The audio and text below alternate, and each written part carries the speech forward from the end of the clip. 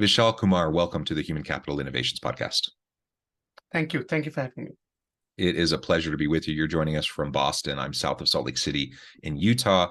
And today we're going to be talking about the impact of technology on the workers of today. And this is always an interesting topic to me, but I think especially right now with the AI wars and everything that's going around in that front, it's particularly important and timely. So we're going to be exploring all of this together today, and I'm super excited to pick your brain and learn more from your insights. As we get started, I wanted to share Vishal's bio with everybody. Vishal Kumar is one of the leading thinkers in the field of the future of work in the age of technology and machine learning. He has been an outspoken advocate for the role of society and government in building and flourishing future for everyday workers. Vishal, through his startup Tau AI, has built the world's largest career platform that ensures no worker left behind. Through technology, Tau AI is introducing ways to ensure workers of today could be transformed for their jobs of tomorrow in humane ways. He has been inducted into the the Big Data Hall of Fame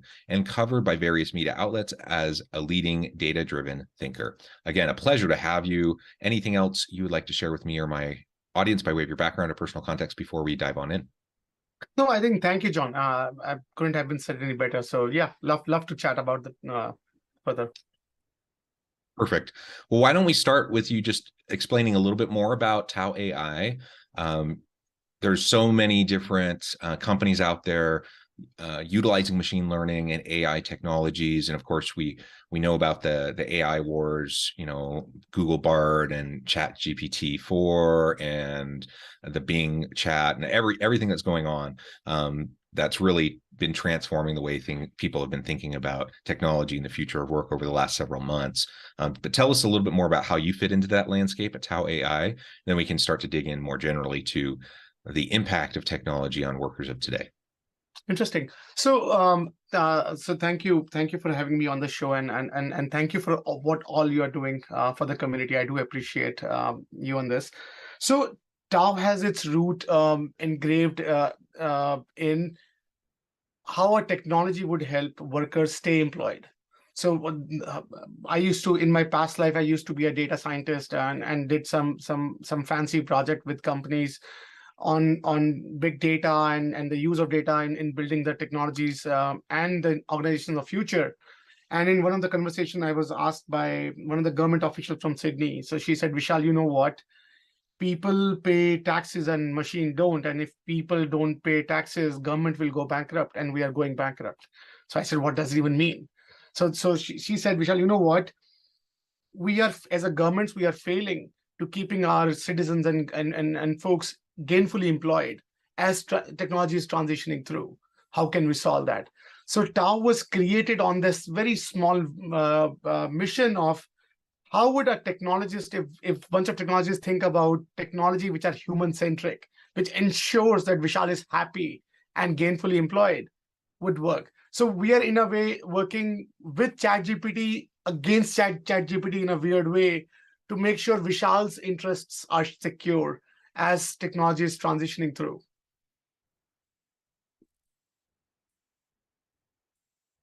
Super interesting. And one of the critiques of AI and deep machine learning has been, what does that mean for displaced workers? Displaced tasks, displaced jobs.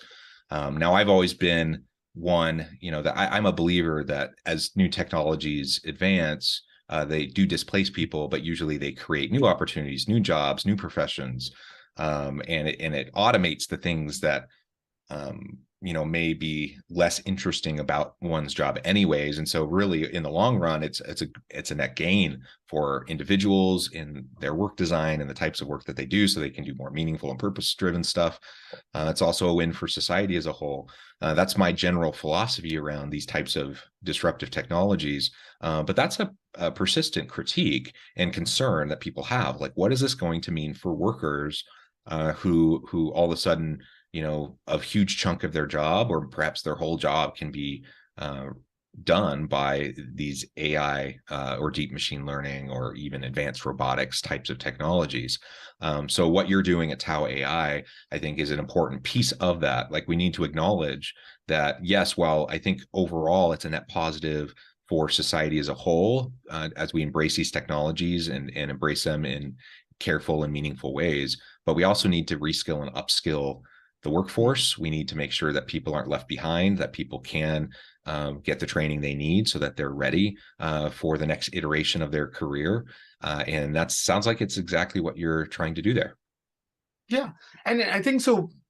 There are two interesting patterns that we are seeing when we talk about the impact of technology on workers of today, right? So earlier, there used to be like a one disruption, right? So either the hard drives are being disrupted to contain more data, or either the cloud is getting disrupted and now we don't have to carry drives all with us. We can move stuff around. This time, all the technologies are colliding with each other and creating its own disruptions, right? So earlier, we used to prepare workforce, we get some headwind. Okay, there's this pattern, just everyone just learn .com, you will survive. There's a 5-6 hours shelf life. Everyone is happy. Like few had this struggle, but majority of the workers pass through, and many of these interesting use cases will emerge. But in today's time, all the technologies are going through their own S-curve disruptions, right? So now AI is intermingling with search, is intermingling with sensors, is intermingling with autonomy. So all of these technology, when they are colliding with each other, the workers are sort of displaced in that analogy in many of these disruptions, which could mean like a bigger concern that workers. So one of the best way to handle this is if we look back, because many of these things in some way, form or the other have occurred in the past, right? Yep. So when the cars came along, there was a huge outcry on people saying that the first model of cars were using more lumber. So people were worried that all the houses lumber will be gone in making cars. And now, like a palladium has a $1 billion industry, which is just a catalyst in the exhaust of a car. Similarly, we have something similar in which, say, when the calculator came, all the accountants just struggled saying, no, our hand-based calculations are better than what this machine can produce, right? And then this two-side of dialogue emerged. In all of these scenarios, what helped is better connected people, right? So if I and John if we both are talking, there's a strong likelihood we'll come up with some weird ideas that one of us can think of, and we can do something about it. And people have been holding on to this idea of connectivity and learning through connections when the disruption happened, because it's way too much for anyone to master, because it's quickly changing, new standards are emerging, no clear path in line. Every day we hear a new news about how AI, either Elon Musk is saying don't do it, someone else is saying do it, everyone is jumping on it. So it's a lot of chaos is happening. So you cannot win this chaos by mastering this chaos. What you can do is connect better. So all the use cases that are emerging with it, you'll get to it sooner than later. I think that's where our technology is primarily based out, to ensure that Vishal is never alone in his pursuit to find the next thing. Yeah. And I think what you just highlighted is really apt and important to drill down on for a moment. And that is, every stage of technological advancement, people talk about how we're in the fourth wave of the Industrial Revolution. Every time we've had these major disruptions, we have seen these same patterns emerge. And every time there's some new technology, it has changed the way we work. It has changed the types of skills and tasks that people do, the skills necessary to perform those tasks, etc. So while AI and deep machine learning is on the newer cutting edge of these emerging technologies, and they are going to disrupt things, it's just another form of disruption. We've seen it many, many times. So if we look back at the history of the Industrial Revolution, we see these same patterns. So I think we don't need to be so fearful. I guess that's my general message around all of this, is we don't need to be so fearful about this, but we do have to be careful because anytime we have these new technologies, it is possible, to exploit people in ways that we hadn't previously thought about. And certainly there are abuses that have to be accounted for. And so that's my next question, really. How can technologists be on the right side of history with this? On the one hand, you have people that are concerned about like the rise of the machines, AI becoming sentient, and it's like a Terminator kind of scenario where they ultimately take over. So there's those types of kind of extreme concerns. But even if you pull back from that, you don't go that far down that end of the spectrum, there are plenty of people that are worried about doing this in a moral and ethical way. So as in 50 years, we look back at today, how are we what do we need to be doing now so that in 50 years we can look back and say, hey, we weren't perfect, but we navigated that pretty well, and we're on the right side of history. No, I think, and that's a very important point, and thank you for picking on that, because so I was having this conversation with one of the senior labor official for one of the large European country. And he was talking to me about, Vishal, you technologists are partly to be blamed on what's happening, right? And where you are running towards, because you have been improving on technologies, but you have kept the workers out of your evolution of technology. And now maybe you have to turn back and now bring people with it as technology is progressing. So that means, for someone, if you're a technologist, being on the right side of the history, I think with the AI, technology can take care of itself, right? They know how to secure their interests. They are being told how to train to make sure that they continuously improve and perform and increase its performance. On the other side, now we have to build technologies which are more people-centric, which ensures that people's interests are still kept. No one is displaced. So I think one of the thing that we saw before this wave of AI, there was an outburst on content. Everyone is throwing content at people. Hey, Vishal, you want to learn Python? There are 1,700 courses you can take on Python. Because Vishal is just one alone guy, and the time is still linear. Last time I checked. So when you have limited time and you have so many courses, I am scared and overwhelmed. Many of the people we talk to, they get so paranoid because they don't know where to start. So one of the consistent struggle that we saw when we polled communities that we are serving was, I have already wasted so much time learning random things that is not materializing to a good job, a gainful job, right? So, and when we ask them, hey, have you spoken with someone for 10 seconds before you ventured into learning, say, data or whatever, next shiny thing? And many of these guys say, yeah, we discussed, but the connectivity is not proper. Like, we have not, many of them said that they're flying solo. And technology is when very good at connecting data and connecting assets together. Connecting people is not hard. So right now, if we look at all the social networks that's available to us, almost everything is available. Everything is focusing on content. How can we give Vishal a lot more content that he can ingest so that they keep making money out of that use cases? But for an enterprise, for corporations, they're also they are stuck with subscribing to these tools. But now, as a technologist, we need to build tools which are connecting people better, which are actually more people-centric, understanding their pain, their ironies, and using technologies to solve that. And I think now, in our conversation, we are already seeing a lot of startups emerging who are now taking that seat of actually being ethical on the side of history when it comes to worker. And I think the more and more we pay our debt to society as a technologist, the faster we can create a more happier society together. Otherwise, we'll create a lot more damage than we ever saw coming. Yeah. And well, what do you see as you referred to this a little bit ago, but what do you see as the role of government in all of this? So it would be wonderful if within the free market structure, if organizations would all proactively, look to self monitor and self-correct and make sure that they're paying attention to these moral and ethical issues related to these technologies.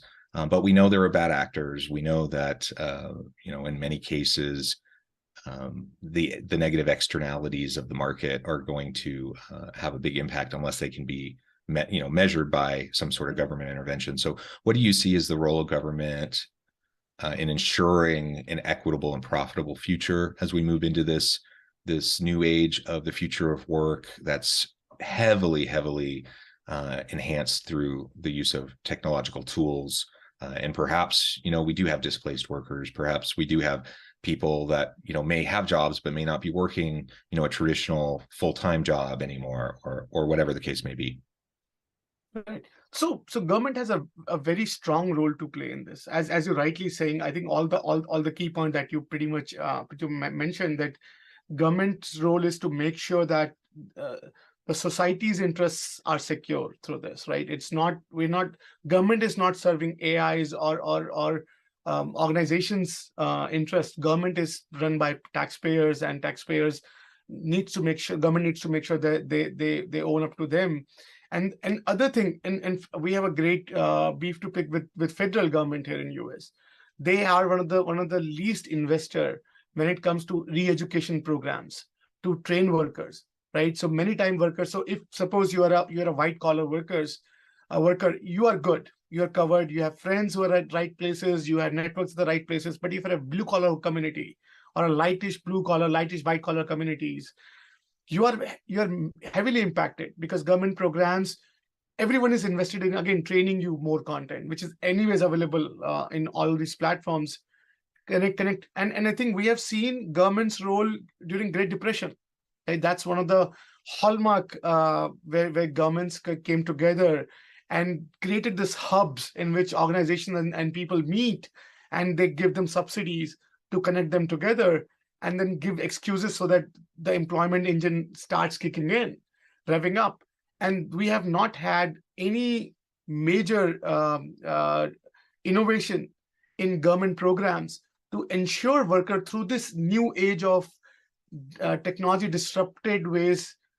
Because right now their answer is, Vishal, take more courses, right? And which is not more often the right approach. It's creating more relationships with companies, creating good mentorship program, apprenticeship programs, through which Vishal is not alone. And that's where I think government, and to certain degrees, I think we spoke with someone from UAE. They are slightly ahead in this. They are making their AI program available to everyone. They have sort of these connectivity programs in which you can go and learn from each other. Singapore government is slightly ahead, doing better at this. Federal, I think, where we are leading the world in technologies, we should do something. We have this great advantage from technology point of view. We can actually take a front row seat, and that's why I think government should play a very critical role in ensuring majority of these blue collar and blue collar communities can have some source of connectivity that can help them understand this transition and bring them up to speed. Yeah. And I like the focus on connectivity, because you're right. When we talk about displaced workers, new emerging technologies, so often we do focus primarily on the reskilling and upskilling of the labor force for future jobs, which is important. But that connectivity piece is equally as important, so that we make sure that people do have these networks, so organizations can get the talent that they need, they can get people to fill the roles that they need, and individuals have connection to those organizations. One of the things that I see from a people management perspective is more and more, the disruption of the traditional career path, where you kind of go into a lane and you stay in that lane.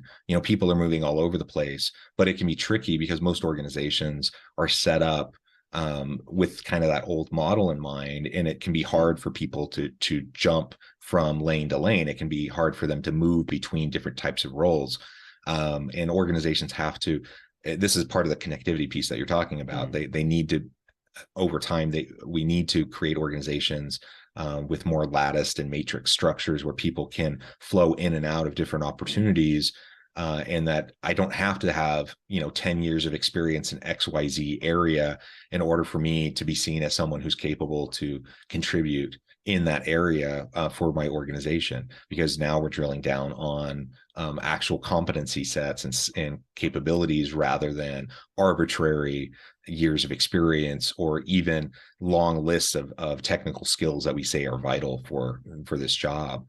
So if we can get into that approach, coupled with the connectivity piece that you're talking about, and then reinforce it with the reskilling and upskilling piece, I think that's the best possible scenario for organizations and for workers moving into this unknown future. I think that, and that's spot on. So, and couldn't have been said any better. So we were talking to, it reminds me of this conversation I had this one of the, I think it's Chief Guru, at one of the large telecom provider. So I was discussing with this him, hey, and and his job is to think about future, how the future is heading and what to do about this. And we're talking about it, and he put it very beautifully. So he said, Vishal, you know what? Future does not need better chefs. It would need better soupreneurs and sandwichpreneurs. So I said, that makes sense. And his point of view was, if you need to build technologies, you need to make sure sandwichpreneurs and soupreneurs are moving the kitchen forward, right? That's a very interesting way to look at it. That even at their level, they are seeing there's a massive shift happening from full time, as you're rightly pointing to, this part-time and freelancing and all these communities. That means the connectivity now it's all the more important. That now Vishal probably will be spending time making sandwiches rather than pretending to be chefs and amazing sandwich and then bad at everything else. So probably I'll end up spending less time making sandwich and probably make more money that way. So it balances that piece out, and I'll be living a happier life there. So spot on. Yeah.